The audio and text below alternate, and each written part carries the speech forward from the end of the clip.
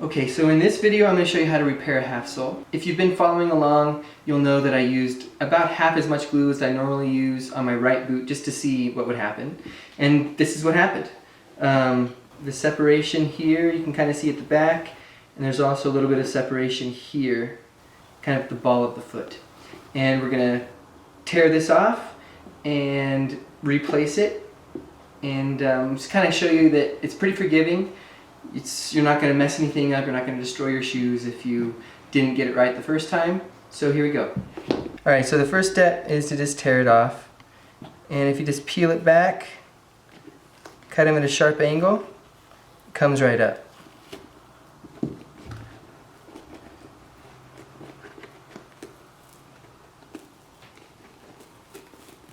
Okay, so now that we've got it peeled off, we're gonna kind of clean up the surfaces and get them ready for bonding again. So I like to clean it up with just some coarse sandpaper. This is 60 grit, and you don't need to get everything off perfectly. You just need to get all of the loose, big chunks off. Cleaning up the leather sole is pretty much the same thing. I just use the same sandpaper. You don't have to get it perfect. Just get all of the loose stuff off. This is actually pretty clean already. Just give it a quick scrape. That's ready to go. Just dust both surfaces clean with a dry cloth and apply the rubber cement like you did the first time. You can put it on generously. It's not going to ruin your leather if you overshoot. It'll just peel right off after it's dry. Same thing with the rubber sole. Nice and generous. All the way to the edges.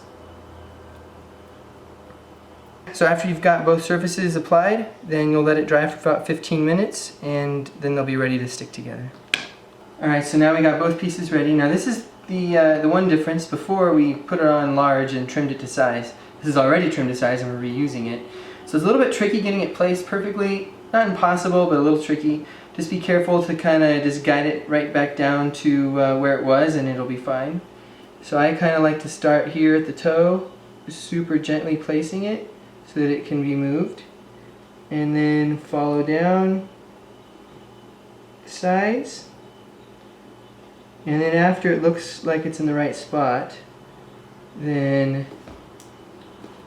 snug it on. I go around and push it on with my thumbs and just get it nice and secure that way. After it's snugly in place, give it a quick pound with a hammer.